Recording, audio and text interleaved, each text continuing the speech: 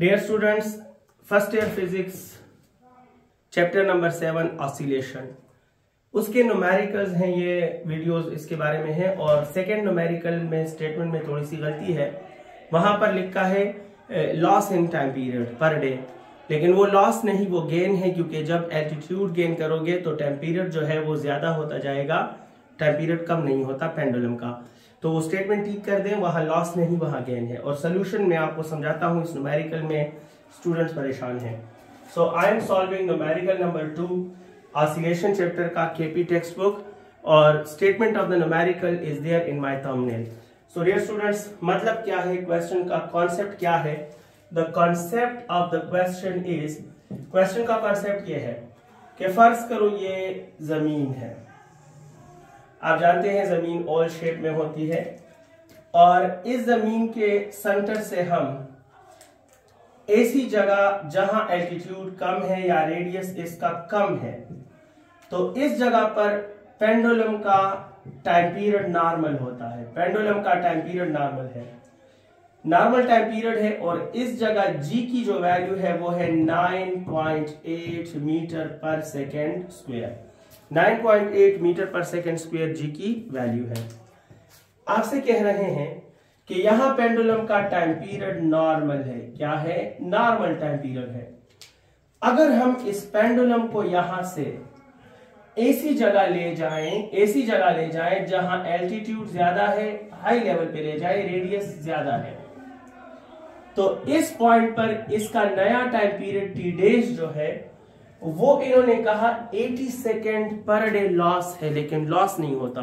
Altitude ज्यादा करते हो तो टाइम पीरियड ज्यादा होता है इससे, और इसलिए वो स्टेटमेंट में लॉस नहीं गेन कर दें। तो कहा कि टाइम पीरियड जो है वो गेन हो जाता है by 80 seconds per day. 24 hour में पर डे में ये 80 सेकेंड गेन हो जाता है डियर स्टूडेंट्स।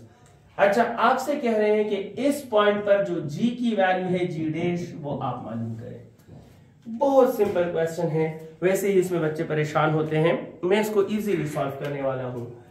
सो पहला केस, फर्स्ट केस ये है कि time period is equal to 2 pi under the root L by G. ये मैंने फर्स्ट केस के लिए लिखा। अब सेकेंड केस के लिए लिखूंगा। सेकेंड केस के लिए, फर्स्ट केस मीन जब कम एल्टीट्यूड पे है, और सेकेंड केस मीन जब ज्यादा एल्टीट्यूड पे आप ले गए। सो सेकेंड केस ये है कि टाइम पीरियड टी डैश और 2 पाई उसी तरह, अंडर रूट उसी तरह, L वही है, पेंडुलम तो वही है, लेकिन ग्रेविटी की वैल्यू, ग्रेविटेशनल एक्सेलरेशन की वैल्यू जी डैश।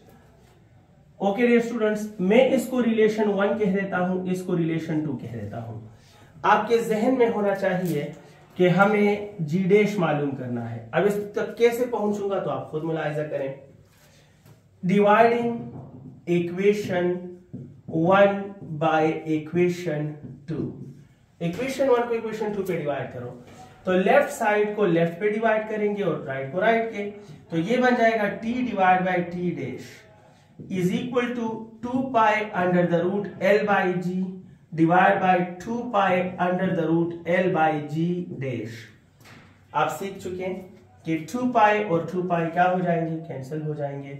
अच्छा, इधर रह जाएगा t by T dash. Okay, और यहां एक ही अंडर रूट मिल जाएगा, अंडर रूट, तो ये L by G divide by L by G dash.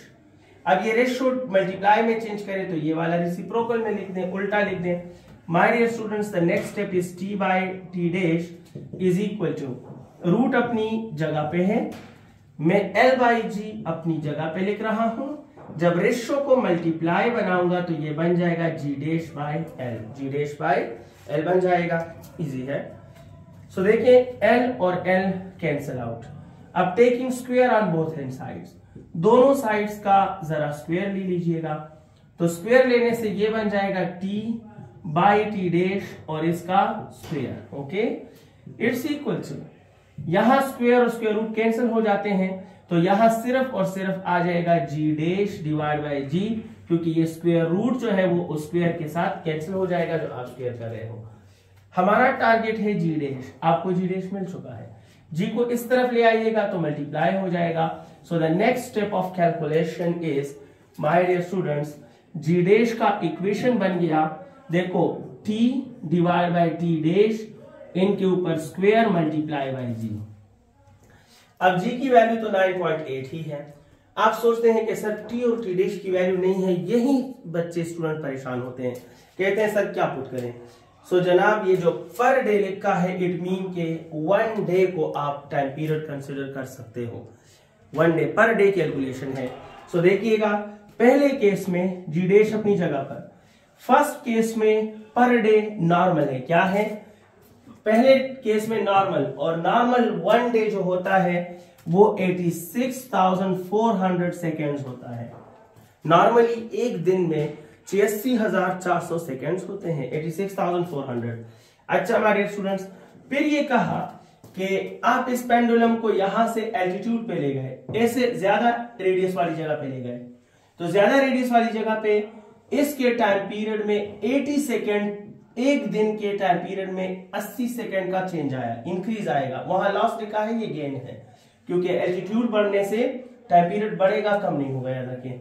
So gain by 80% per day, per day mean 86,400, और 80 उसमें इंक्रीज कर दे तो ये 86,480 बन जाएगा। सो टी डैश जो है वो 86,480, और इसका स्क्वायर ले लीजिए, और जी की वैल्यू है 9.8, लिहाजा जी डैश बन जाएगा। इसको इस पे डिवाइड करें, आप देखोगे 0.999 आएगा, फिर स्क्वायर लें मल्टीप्लाई बाय 9.8, आप कैलकुलेट करें, द आंसर इज 9.78 मीटर पर सेकेंड स्क्वायर। ये आपके इस क्वेश्चन का आंसर है। काइंडली नोट करें, स्टेटमेंट में ये लॉस नहीं, ये क्या है, गेन है। विजुअल